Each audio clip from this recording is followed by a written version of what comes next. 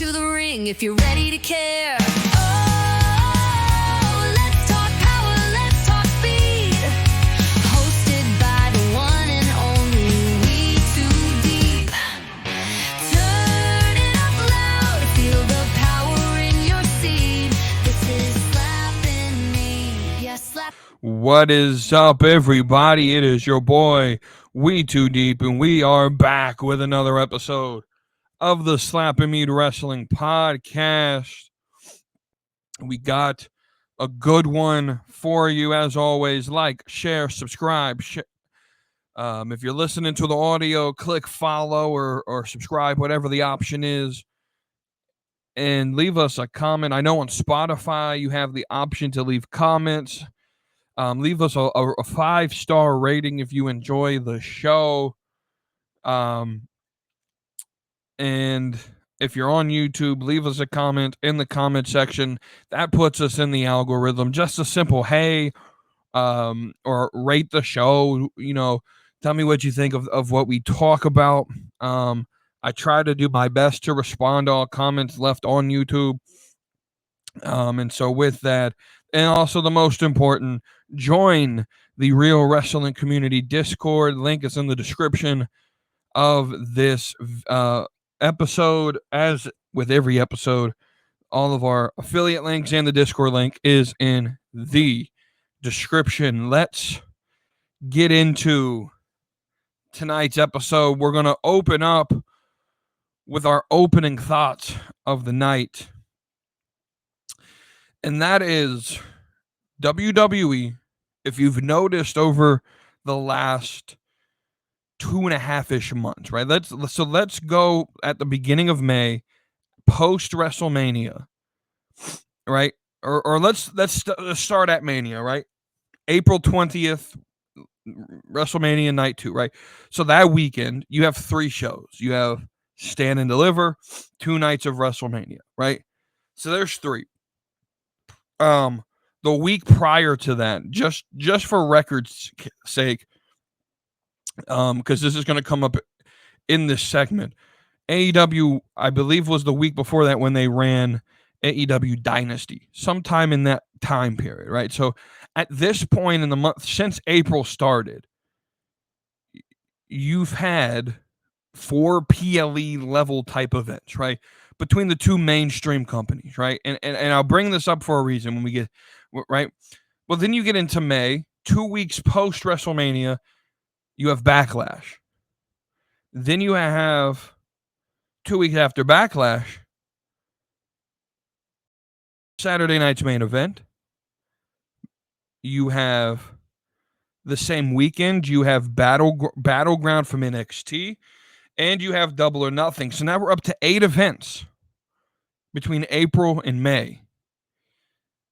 You get into June. This weekend, we have Worlds Collide. We have Money in the Bank.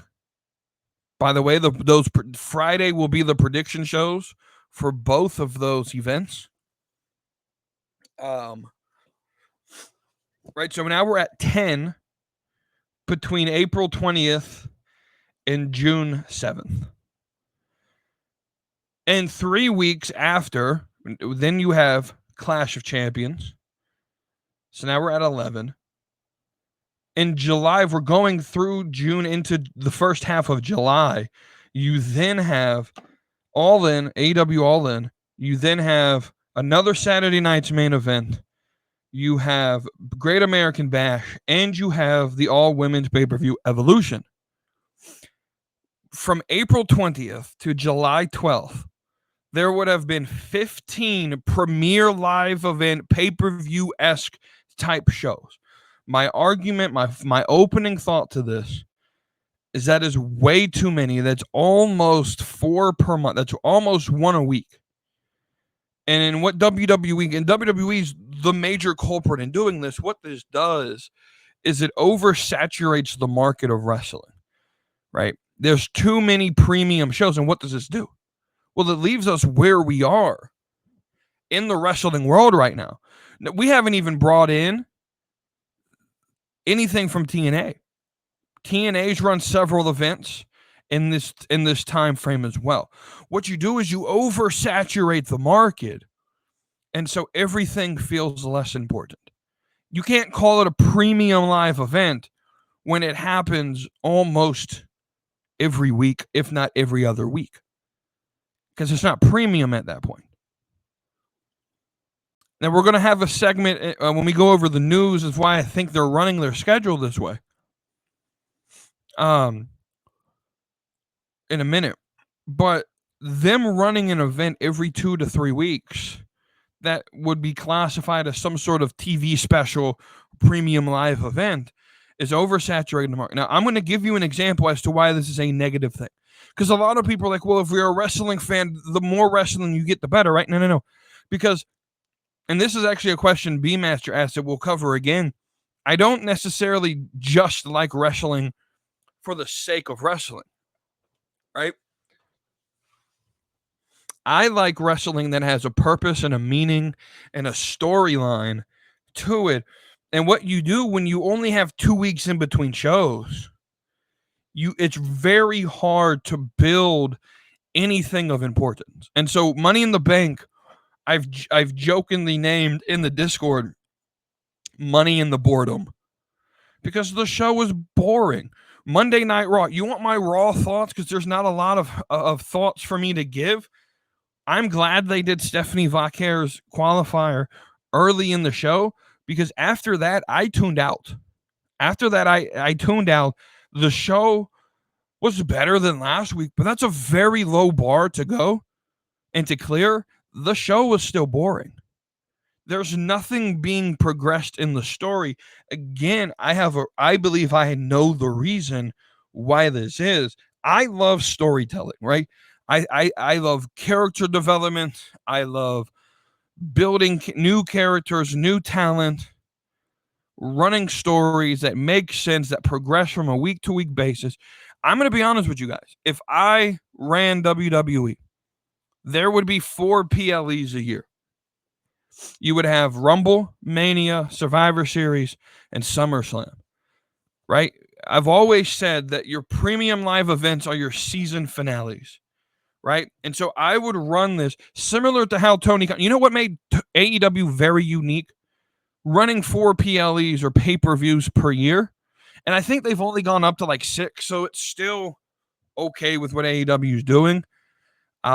But running 12 or 13 PLE type shows a year is way too many. I'm just going to be honest, because none of it feels important when you like, and I've even felt this way with like Vince McMahon running everything, that at times it feels like we always talk about, well, there's this post WrestleMania lull. Well, that's because you got to book for shows that don't mean anything, right? Well, if you had Rumble in January and the results of Rumble, right, you have to book from Rumble to Mania and make the results from Rumble last until Mania. And then what the fallout of Mania leads to SummerSlam, and you have 8, 10, 12 weeks to build actual storylines that go through character development and right. I think that, right, and I'm going to tell you, I'm going to use a real life example for this, right? So I'm in the self-storage industry. I'm not going to name companies or anything. We're just going to say company A and company B, right? So there's a reason in the storage industry, a lot of bigger companies don't build new properties. They want to grow their portfolio, but they don't want to build new properties. And there's a reason for that. That's why they do takeovers and mergers, right? And there's a reason for that. If let's say for example, in a particular part of, let's just use New York City, right? I don't know how many stores are in New York City. I don't know this math. We're just going to throw numbers out there just for the sake of argument, right? Let's say there's 50 storage facilities of various different company names, mom and pops, middle of the road storage investment groups, or the big ones like Public Storage and Extra Space and all of them, right? Let's say that there's 50 facilities within New York City. I'm sure there's more than that, but let's just say 50, right? And let's say on average, the average facility in this area has 700 units. Between 50 facilities and 700 units of facility, you have 35,000 available units, right? Now, let's say at this point that, let's say 33,000 of the 35,000 are available, right?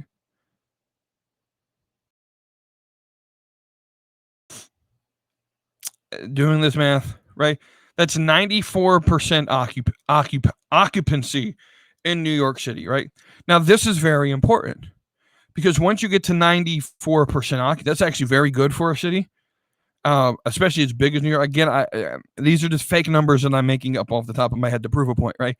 At this point, there is a demand for storage, especially in current times because we're in busy season, right? But because of the high demand and the low supply of storage units, there's only 2,000 available units. The price at this point, because there's high demand, low supply, the price goes up, right? And so if you're these companies, they want the supply to be very low and the demand, there's always going to be a demand for storage. Now, let's say I decide I win the lottery and I decide I'm going to open 2 new storage facilities in New York City, each with 700 units each. So now we have 52 facilities with, what did I say, 700 units each. So now there's 36,400 units. But when I open them on day one, 2 things are going to happen. Because my property's occupancy is 0 on opening day. I build brand new facilities. My prices are going to be super low, which is going to make people come to me, right? But it's also going to change the demand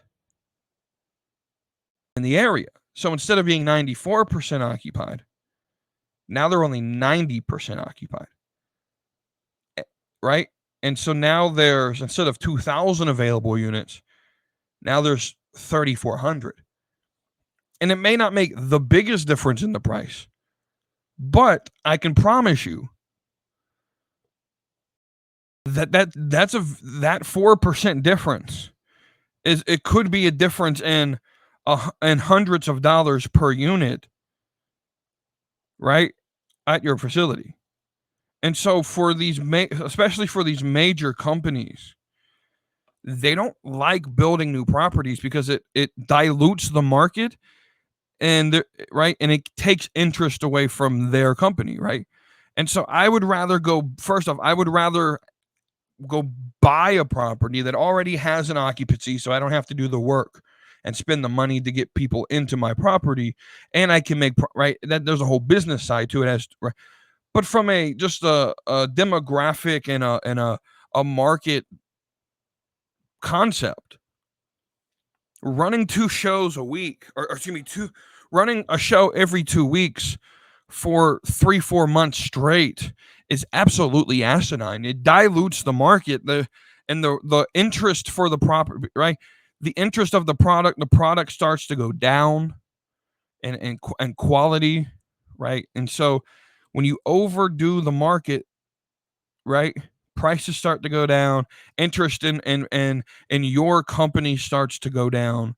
And I think that's where we're at with WWE. Nothing feels important with the WWE product. I'll have a lot more to say about that as we go through the next segment, which is our news segment.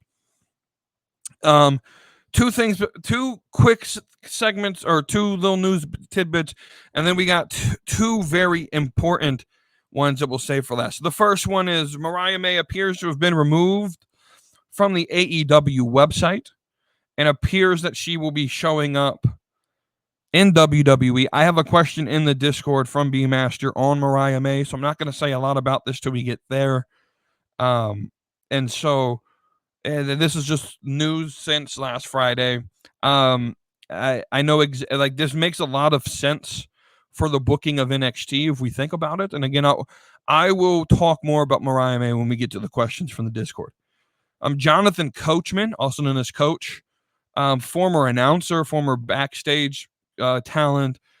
Coach is saying that Vince McMahon is looking at putting together an investment. In fact, has put together an investment team called 14th and I believe is the name of it. And there's a possibility that they're trying to get enough investment to buy back the WWE, which will be very interesting to see how that goes. I don't think it'll happen for one reason and one reason alone. In order to buy something, the owner of that thing has to be willing to sell it, and I don't think Endeavor wants to sell because of the last news story that we're talking about.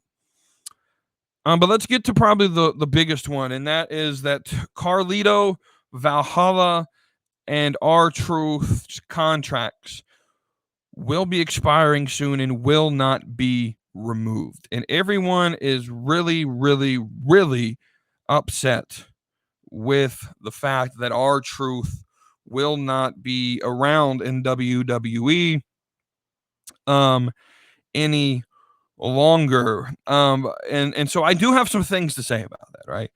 And I warned you guys ahead of time. Y'all aren't gonna like what I have to say. Right? WWE is not renewing R Truth's contract when it expires, and the internet is acting like Nick Khan and Paul Levesque personally ran over everyone in the universe's childhood puppy. The Twitter meltdowns, Reddit's going crazy, the internet's blowing up. We have podcast hosts asking, how can you do this to this man? How could you do it? He's been so loyal. He's a national treasure. There's 50 other people on the roster who are worse than him who could have. Guys, calm down. Calm down.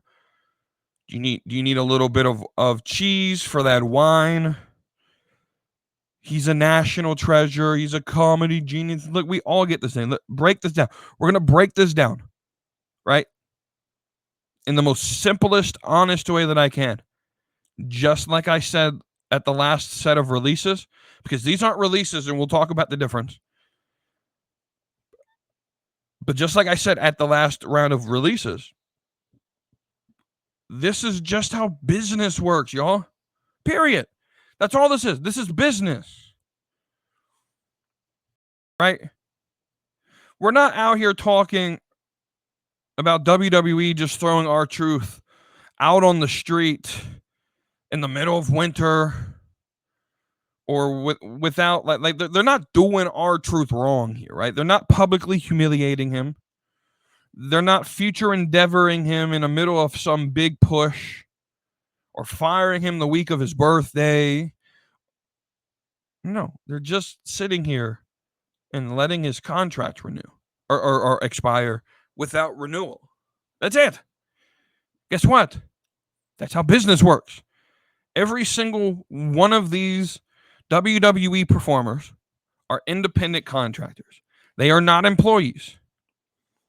That's the setup that R Truth agreed to when he signed on the dotted line. His deal is coming up. Now we have breaking news. This is why I wait and don't react. I wait because now breaking news from Jonathan Coachman. WWE had offered him a contract at a much lower salary that he denied. So this is R Truth saying, I because of my tenure, because of who I am, I deserve more money. And WWE is saying, we're not willing to pay that. That's business. That's the deal you signed up to when you signed the dotted line. And WWE just said, to us, you are not worth. Here's the thing I always talk about. And I say this a lot, especially in the realm of sports, but like football. People are like, well, that player, Josh Allen, is just not worth the value. No, value is determined by what someone is willing to pay for somebody. Right? And so Josh Allen's value is whatever he got paid. Whether you think that's overvalued, overpaid, or no, value is based and determined by what someone is willing to pay for that item. And here's the thing, there's always going to be someone willing to pay, right?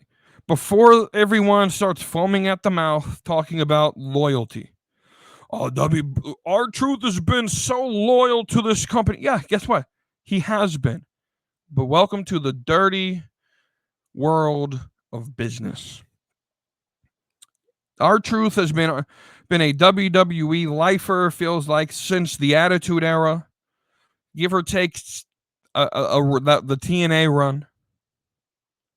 He's been funny, hilarious, a workhorse, moments of pure gold. Trust me, I love the dude. But loyalty to a brand does not guarantee lifetime employment, right? I'm going to just use me as a personal reference, right? Very loyal to my first job. Spent 5 years there. Would have spent the rest of my life there if they would have continued, if they would have kept me and continued to promote me up the ladder. I loved this company. I there were weeks where I was scheduled 40 hours and would end up working 60. Anytime you call me, hey, can you go to this site? Can you go to this store? Sure, why not? Hey, we need you at the store in a completely different state. You think you could do that? It's 2 hours away in a whole different state. You think you could do that? Sure, why not? Absolutely. With the idea of, if I remain loyal and if I work my ass off, this is going to get me promoted. Nah, guess what? In the corporate world, loyalty is not rewarded the way that everyone who doesn't understand the corporate world fantasizes that it should be. At the end of the day, loyalty doesn't guarantee employment, especially in the corporate environment, especially in a world like WWE or just sports in general, where there's always someone who's going to be better and faster and younger and cheaper for you. This is $1 billion company, not a lifetime achievement award. Right? This company is making cold decisions based on money, based on demographics, based on rating. And let's just look at the ingredients to this recipe known as R Truth. Let's look at the facts. He's 55 years old. He really isn't involved in any major storyline. He's not moving merch or ratings in any good quality or quantity. And he's probably making a lot more money than the average enhancement talent solely because of his tenure in the company. This is the perfect recipe for a thank you for your service, but we're going in a different direction. Best of luck in your future endeavors type call. It's not really cruel. It's not shady. It's business. And you have guys like JD from NY, who I talk about. I respect JD from NY. But he, on his stream on Monday night, was like, you guys who say it's business, you don't actually understand. No, JD, you don't seem to understand business. This is business. That's all this is. This is business. And you can keep, JD, you can keep your insults about, the only business that you know or that these people know are the business of walking to the fridge. Great response. Great response. But keep it to yourself and let the adults actually have the conversation here. This is business. That's all it is. Yeah, they're acting like WWE took him to the rooftop and threw him off of Titan Tower. That's crazy, man. That's not what they did. You act like they took Oyether out back and shot him. No. They offered him the option to stay at a much lower salary, and he said no. No one's at fault here. No one's bury. That's my Southern coming out. No one's burying him. No one's slandering him. No one's kicking him out of the way. Right? There's no shoot promos that are meant to destroy him. No. It's just, we just don't want to bring you back. You cost too much money. And you know what? R Truth, even at the 55 years old, could go to a company like AEW or TNA and have a serviceable run. He's better than a lot of wrestlers that are out there right now. In the ring, he's in shape. He can still go. He can have a serviceable run at a company who values what he wants to be paid. He has the right to feel like what his value is, and WWE has the right to say, we don't want to pay it. That right? He can pop up anywhere else and kill it. He can do conventions. He could do the indies.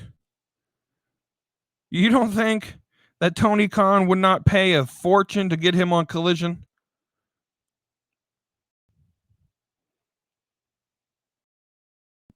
Let's stop acting like WWE betrayed their most loyal knight and disrespected a legend.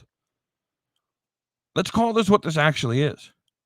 His contract was up, and the company decided, we don't want to resign you for the money that you are making. That's it. This happens every day in entertainment, and to be honest, in every single industry. You don't have to like it, but let's stop pretending like this is some sort of moral injustice. And then we move on. And then we move on. This idea. I saw the post. I don't remember who I saw it from. That mentioned something along the lines of TKO is like $3 billion in debt. And so I researched it. I was like, are these numbers true? And come to find out they are. And it's probably at this point in time, probably closer to about 2.5. So let's say somewhere between $2 to $3 billion TKO is sitting in debt. Now, to me, this explains a lot of things. This explains the high prices for tickets. This explains the releasing of unused high salary contracts, or the non-renewal of these high salary contracts. And this matters, I think, for a couple of reasons, right? There's a pressure to perform and hit metrics when there's a lot of debt. There's a pressure to keep the profits high while keeping your expenses low, so that you can show your investors that you're at least trying to service the debt and pay it off while still maintaining some sort of company growth. And that affects every part of the operation, from ticketing to talent to production. I think it's part of the reason they ended the live shows on Saturdays and Sundays. That was just a high amount of cost for a little revenue, right? TKO is also probably, because of that, relying on these PLE prices. Dynamic pricing or priority passes, right? Everyone complained about like SummerSlam has like $4,400 or $44,000 on-site priority passes or whatever that they run. Well, they have that for this reason, right? They're starting to target the higher end consumers rather than the casual fan, and we see this every show, it seems like. This starts to price out the average family. This is essentially what they did, what Endeavor did with the UFC model. Fewer events, higher prices, premium branding. But it's also why we're seeing regular cuts of non-essential talent, even if they're fan favorites, like the Dakota Kais, right? Or the R Truths not being renewed. This is why we're probably seeing fewer long-term contracts, unless that star is generating revenue Think of the Roman Reigns to Seth Rollins, right? This is why we're seeing shuffling of NXT and developmental, where only the top prospects get any real investment into their character. This financial pressure often leads to creative risk aversion, right? You can't take a lot of risk in your creative, and so what tends to end to happen is you play it safe. We see this in Triple H's booking all the time. You use proven main eventers over developing new stars. This is why we see Jey Uso, Sami Zayn, CM Punk, Rollins. At the top of the card, Cody, The Rock, John Cena. This is why we see them at the top of the card. They're proven. It's safe. We can't risk creating a new star at this point. They lean into merchandise movers. Unless your name's Karrion Kross, because he's been in top 5 for like the last 2 months and barely gets TV time. This is why they're leaning into brand partnerships, prioritizing a corporate synergy and profitability over quality wrestling events and shows and storylines. The goal is ultimately to increase earnings before interest, taxes, depreciation, and amortization, to sell TV rights at a premium, and possibly, and I highly doubt this one, but there could be a possibility that they would position themselves for a future sale or some sort of stock boost after the synergy of the merger wears off. Ultimately, what this leads to is just a bad product, because you can't play a risk and try to get someone over. You have to continue using the same main eventers. You can't create anyone new. The product starts to get stale. It starts to get boring. You can't take very many risks. You know, there's this thing with R Truth. Oh, if R Truth can get released, no one's safe. And guys, again, you're all independent contractors. Technically, none of you are safe. WWE can end your contract at any point because you're an independent contractor. I mean, honestly, if you were an employee at will, that could happen too. But for me, this idea that they're sitting in debt explains a lot about the product. A lot about why the product seems so stale, why it seems so safe, is because TKO is sitting in debt and they don't want to play any risk right now because they have to prove, right? If we notice, we're in June, right? June is the last month of quarter 2. They have 27 days to prove to the investors before the quarter 2 call at the end of the month, to talk to the investors, to say, yeah, man, this is what happened during quarter 2. And quarter 2 is their most busiest month. That is why there's so much going on. If you notice, post July 12th, there's nothing on the card because quarter 3 is not as important. But the busiest and most profitable time of WWE's year comes right around WrestleMania.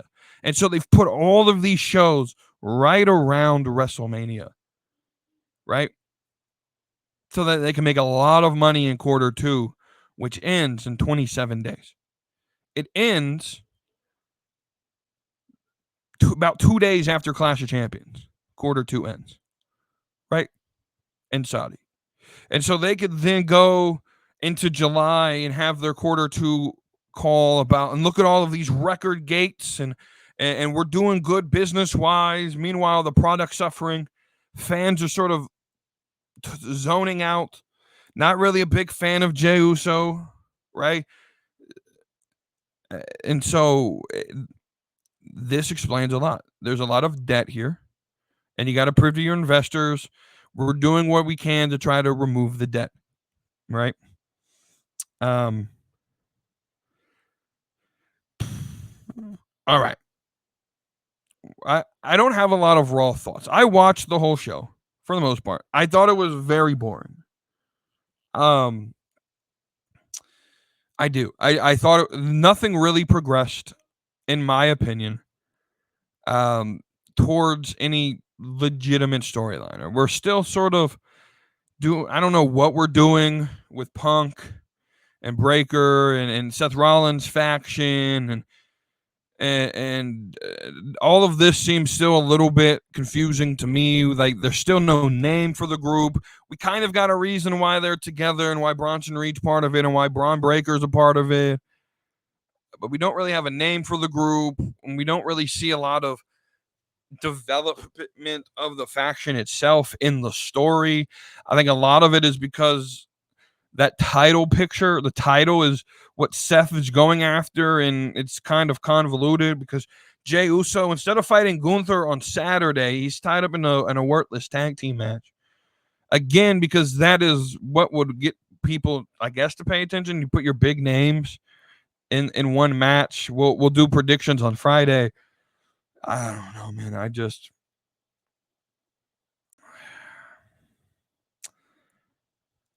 Raw was just there. It was a thing that happened.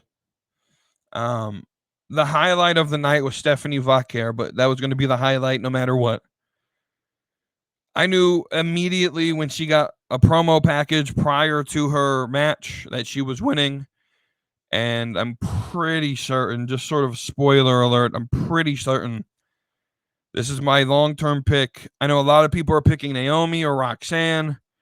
I'm picking Stephanie Vaquer to be Money in the Bank. And I personally believe that Stephanie Vaquer, by Survivor Series, will be world champion. 100% believe that.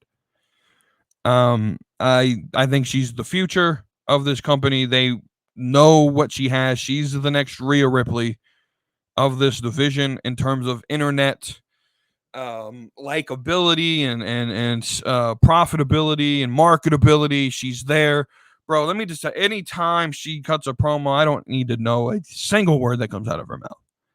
I'm okay. Say more. Say more. I'm. It's the eyes. It's the smile. It's the facial expressions. Miss Stephanie Vaquer, in the words of Booker T, anytime I see her, makes me go ah, ah, ah, ah. Right. And I'm gonna miss her on NXT. I'm gonna miss the Booker T. Pat tried to do it on Monday. He tried to do like or oh or so I don't know what the fuck he tried to do. It was awful. It was awful, dude.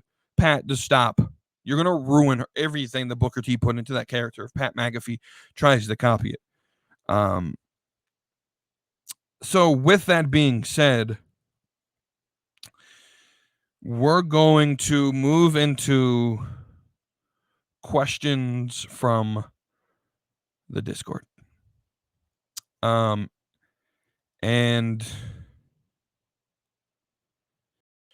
the first question is B Master's question on Mariah May,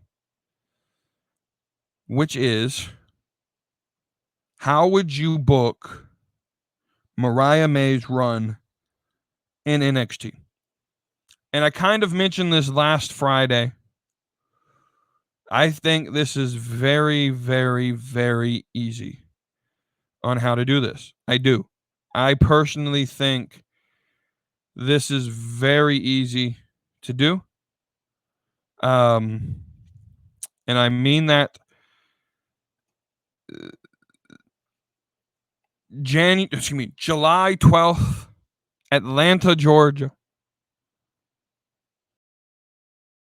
I would do Fallon Henley versus JC Jane for the championship. I would have Fallon Henley win. This allows JC to go move up. Fallon Henley at this point could be, I would have her be the baby face of the group because I think Mariah works better as a heel. I would have Fallon Henley then come out or win the title and then get attacked by Mariah May.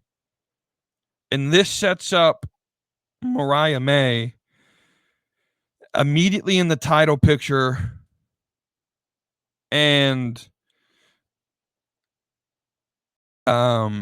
immediately the top star of the brand, leading into a feud that you could do a special Tuesday show, a themed show, or you could do something around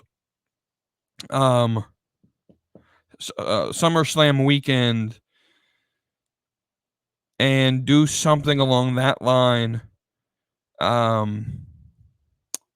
with Mariah May winning the title. I would save it for a PLE type event. I can't think of any of their PLEs that they could run. It's Halloween Havoc's in October. And Great American Bash they've already used. So I don't know. They didn't do spring break-in, but we're technically out of spring. I'm sure you could come up with something. And have an event possibly the same weekend as Forbidden Door if you want it to. But I think Forbidden Door, if I'm not mistaken, is in August 24th. So you already have an event, I believe, that weekend with Clash at Paris.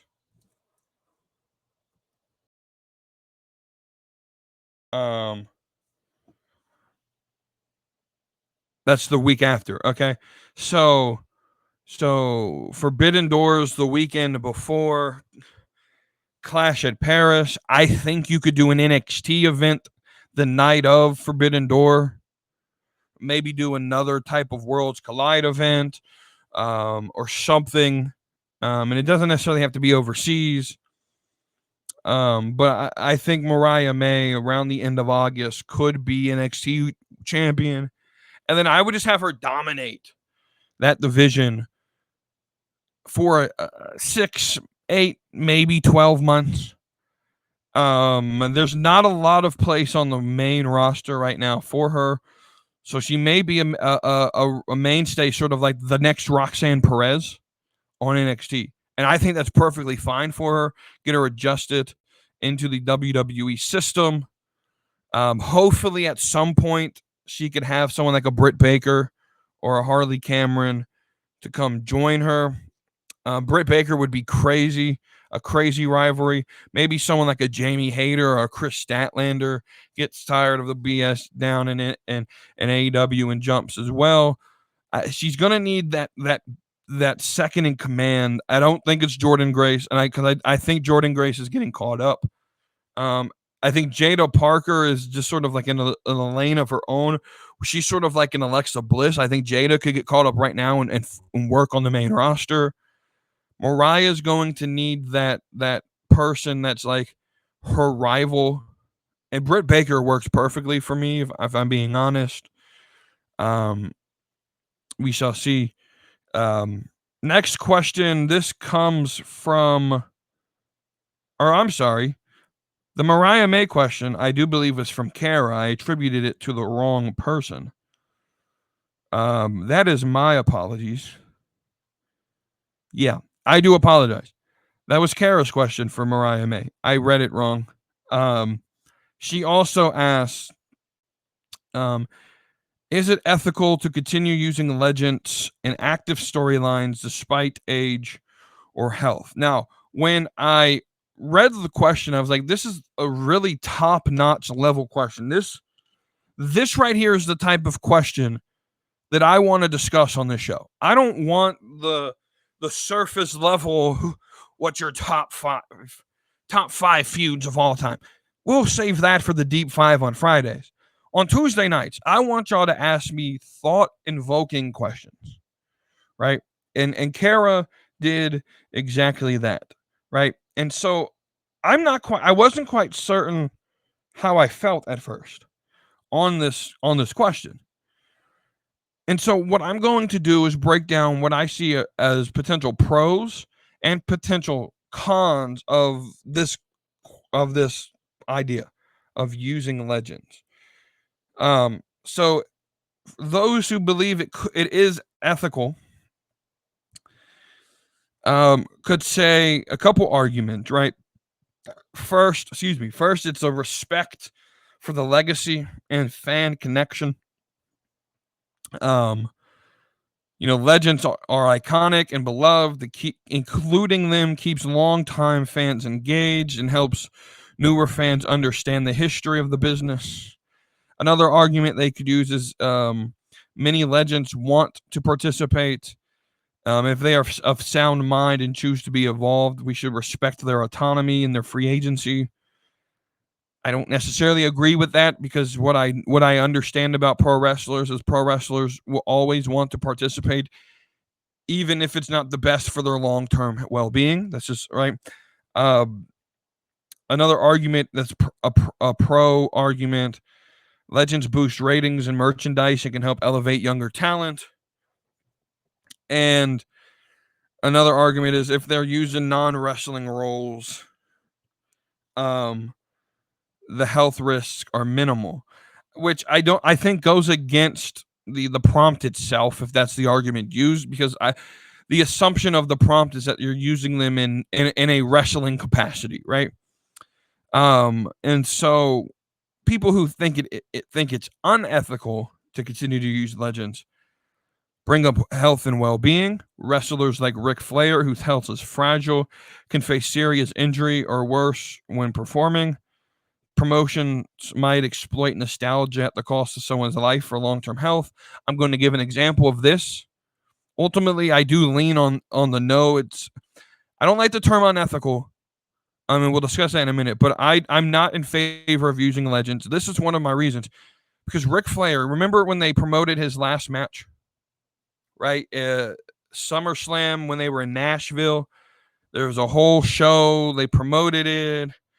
And Ric Flair had his last match where he teamed with, I believe it was Andrade, against Jeff Jarrett and Jay Lethal. What a crazy match to be your last match, especially when Andrade, your son-in-law at the time, gets divorced from your daughter. That's crazy. But Ric Flair had a heart attack during that match. Right? He had an actual heart attack during that match. I do believe this could become exploitative by these promotions, because again, these wrestlers aren't going to say no to money, especially the ones that weren't paid a lot or are bad with money and need the money to continue to survive. Another argument for why we shouldn't use legends would be it's overshadowing the current talent, and over reliance on legends and main event storylines can stifle talent development, and signals that the company lacks faith in its current roster. Another argument is poor matches or botched promos due to age or condition can tarnish a legend's legacy. And the last argument is that promotions might use fan loyalty to squeeze every last dollar out of the legend's name, regardless of whether the legend is truly fit to perform. So my thinking of this is, I don't think they should be used. I just don't like the word ethical, to be honest with you. I don't think this is about ethics. My reason I'm not the biggest fan of losing legends has more to do with storyline, and that I don't think any good comes out of it, but there's the potential to do a lot of bad. I don't think the core issue is ethics. It's not necessarily immoral to use legends and storylines, but from a creative and practical standpoint, I just don't think it helps the product. It can hurt more than it helps. Legends often take up valuable screen time that go into building new stars, and when they're physically limited, it can lead to awkward or even dangerous situations. It risks tarnishing their legacy and doesn't push the business forward. So it's less about being unethical and more about just being a bad idea in most cases. And so that's where I stand on that question. Again, very good question. And the best way to answer it, I believe, is to look at the pros, look at the cons, and weigh where you stand. I don't think it's necessarily unethical. I just don't think it's practical to continue to nostalgia book Next question. Now we're getting into the B Master questions. Of all the titles that WWE has, who would you like to see be the next champion? And so I listed all the championships in WWE main roster and NXT. And we're going to go over who do I think should be the next champion for each one of these titles. The current WWE champion is John Cena. This is the belt Cena has. I think the next champion should be Carmelo Hayes. And I have a booking for this. It's been my booking the whole time John Cena announced this would be his retirement year. The last Saturday night's main event, the appearing that it's going to run from Boston, Massachusetts. And I believe a other Massachusetts native named Carmelo Hayes should be the one that John Cena puts over in this end of his run. And Carmelo Hayes should be the guy John Cena puts over to be the next champion. That's what I would do. So this isn't, a lot of times when I fantasy book or do this, it's what do I think Triple H would do? Or based on current information. This is just strict fantasy booking. I would make Carmelo Hayes the next champion at the end of the year. John Cena gets a year-long run, and Carmelo Hayes, John Cena gets to the end of December, and then Carmelo Hayes wins the title in John Cena's last match. Jey Uso's the World Heavyweight Champion. I think Seth Rollins should be the next champion, and I would have it happen Saturday night. There's a very possible way you could have this happen. You start Saturday night with the men's Money in the Bank. You have Seth Rollins win. You then move to Becky and Lyra as match 2. Match 3 should be Cena and Logan Paul versus Jey Uso and Cody. A hard-fought match where Jey Uso gets beaten down and Seth Rollins cashes in the Money in the Bank the night he wins it, wins the title, and we move on. We don't have to watch Gunther versus Jey again, so there's that, as we would have to on Monday. I also think there could be a possibility if the cash-in doesn't happen Saturday, you could do it on Monday. Maybe that's what this is building to. We move to the women's world title. So the women's world champion is Io Sky. I just told you I think the next champion at the latest Survivor Series will be Stephanie Vaquer, and that's exactly who I would make it. The WWE Women's Champion, Tiffany Stratton, I think will drop the belt to Julia at some point in time. I think she will be the women's champion. The Intercontinental Champion currently held by Dominic Mysterio. I do believe Dominic will hold this for a while, and I think that he will drop the title to a soon-to-be called-up Ricky Saints. 100% believe this. Ricky Saints, I do believe, will be called up, will be in this picture, and possibly a SummerSlam match. I do think Ricky Saints, because what I then think you do is Ricky Saints runs the main roster as IC champion and at the top of his game, and then next year's Money in the Bank, granted it is the end of August, when that event will be held. Next year's Money in the Bank is in New Orleans, where Ricky Saints is from, and I do think Ricky Saints will win next year's Money in the Bank. The next United States champion, currently held by Jacob Fatu. This was really hard. I know the idea is maybe Solo, and I wouldn't make it Solo. I would have Jacob beat Solo at SummerSlam. I just don't see Solo being champion material. And then I really just don't see anyone who could beat Jacob Fatu, except for, and who I would have, an up-and-coming, down the line, possibly end of the year, beginning of next year, Obafemi. You have Obafemi come in, beat Jacob Fatu.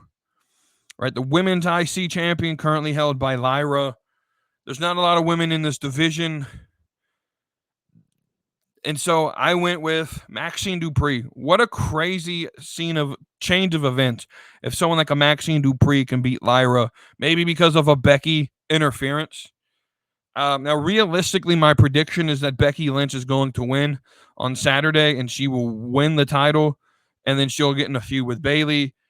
And so I don't think it would be Maxine Dupree. But if it was me, if it was me booking, I would have Lyra win, and then Becky can't fight for the title again, right? And so I would have her help someone, maybe like a Maxine Dupree, win the championship, maybe then get Maxine convinced that, hey, look at what you did. Now, because I helped you, you owe me something, and then have Becky beat Maxine, right? I see something like that.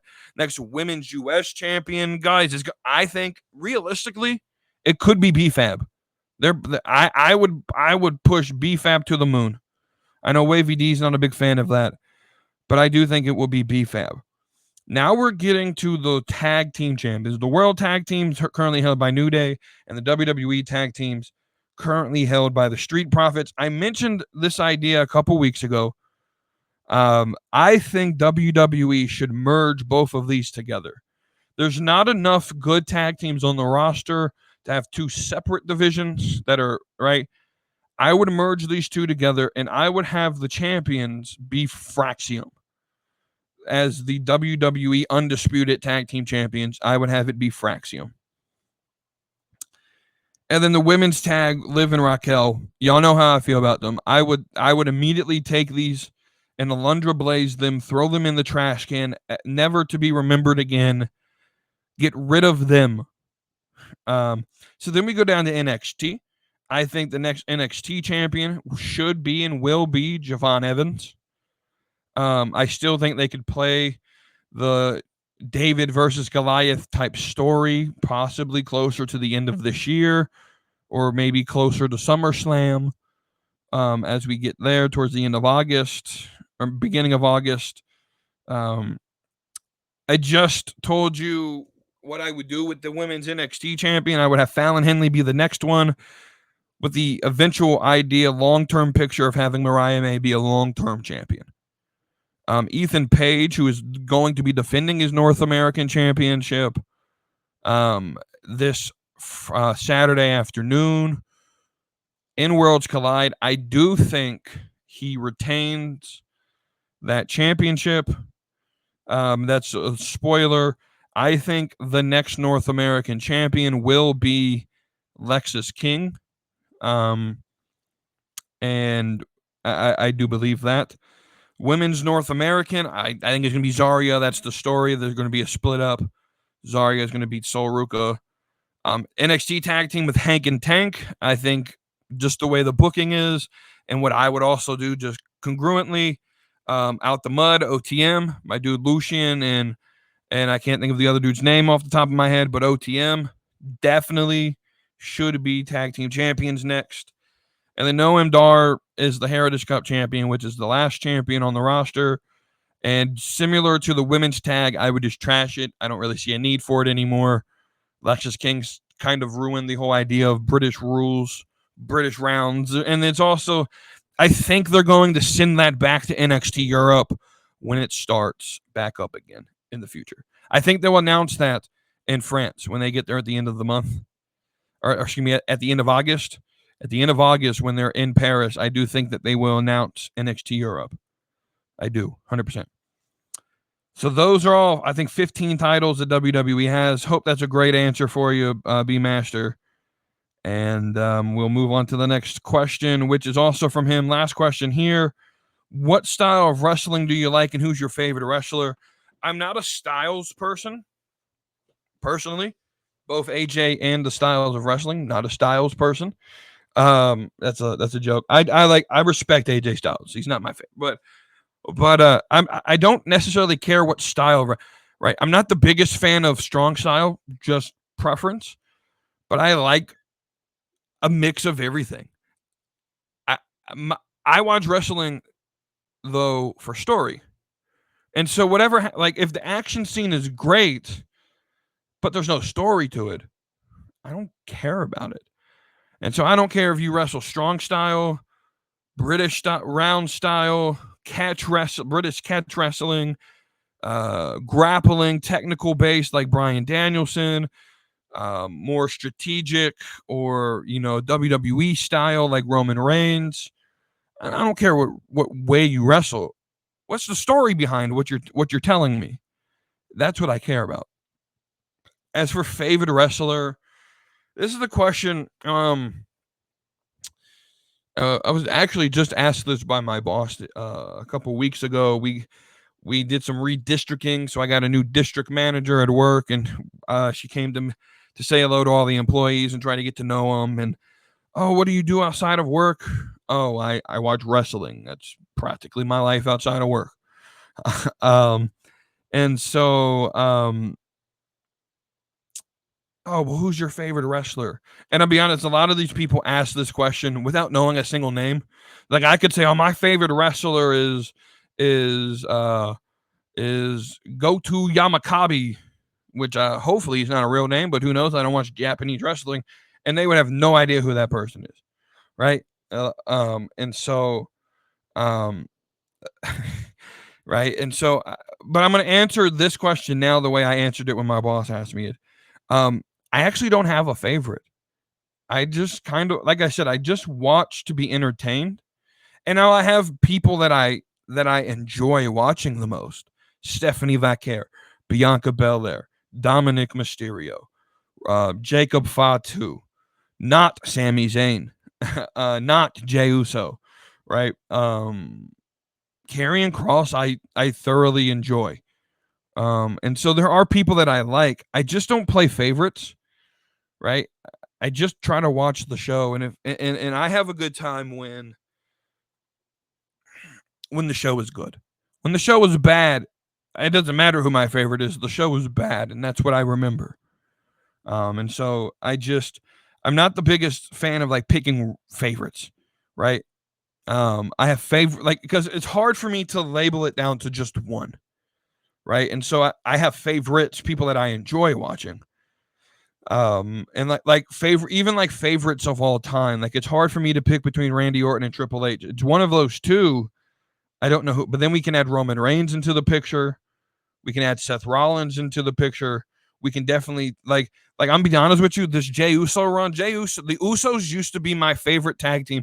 Like I could nail that down without a doubt. No one else in argument. This is my favorite tag team of all time. And this Jey Uso run is really making me not like Jey Uso. And so it kind of diminishes how I feel about them as a tag team. I still think they're the GOATs of all time in tag team wrestling. I just don't like this current run. Anyway, so that's how I'll answer that. So we'll head into the segment I'm not prepared to do right now, which is bracket battles. And so our matchups last week, as I am pulling this up.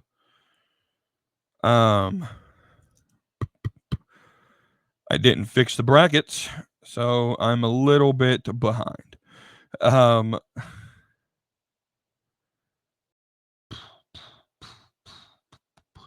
All right. So last week we have somebody gonna get their ass kicked, beating this fire burns, which I'm not a fan of.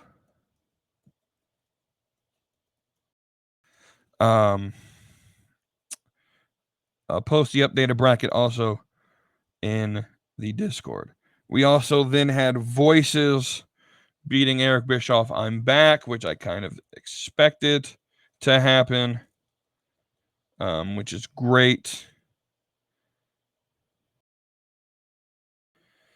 We had Kingdom beating the Brood's theme song. Sorry, Cody.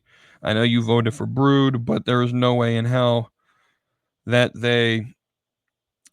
Brood was going to beat Cody Rhodes' Kingdom. I'm surprised it beat Real American. And then we had Head of the Table beating Ain't No Stopping Me Now.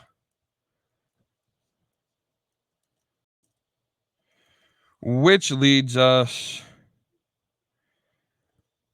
to this week's matchups, which are as follows.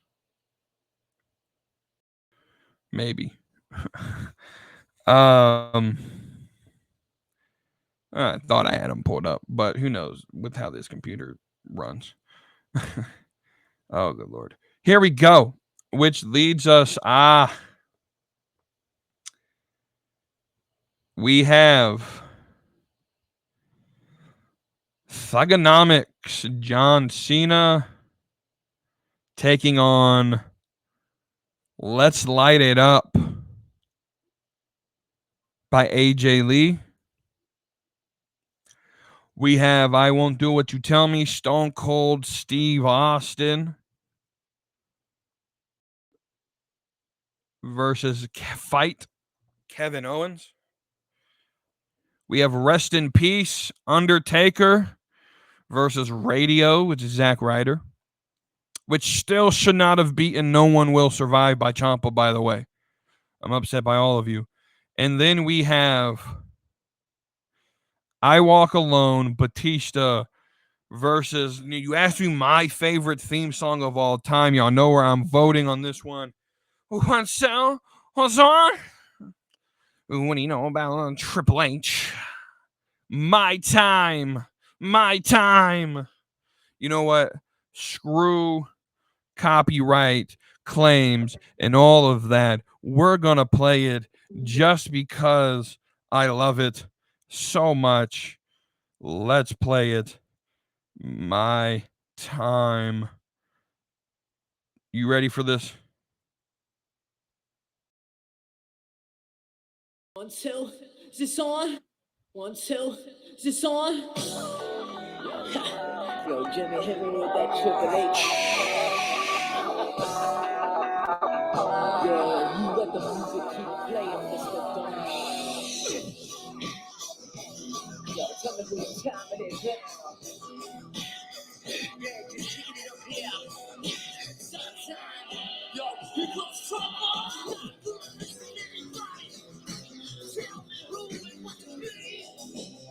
You can't tell me that theme song is ass, like everyone keeps telling me that it is. That is the greatest theme song of all time, in my opinion. That's where we're staying with that. But that's our bracket battle. So we're going to end this show with our final thought, which is for me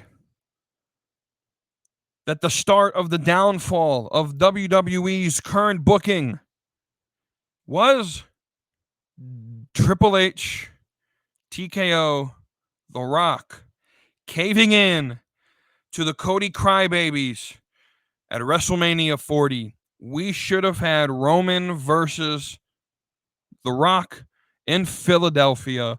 Screw Cody Rhodes' title reign. This was the beginning of the downfall of the company's current booking decisions. No and ifs, what's, buts about it. That is the final thought. This has been another episode of the Slapping Meat Wrestling Podcast.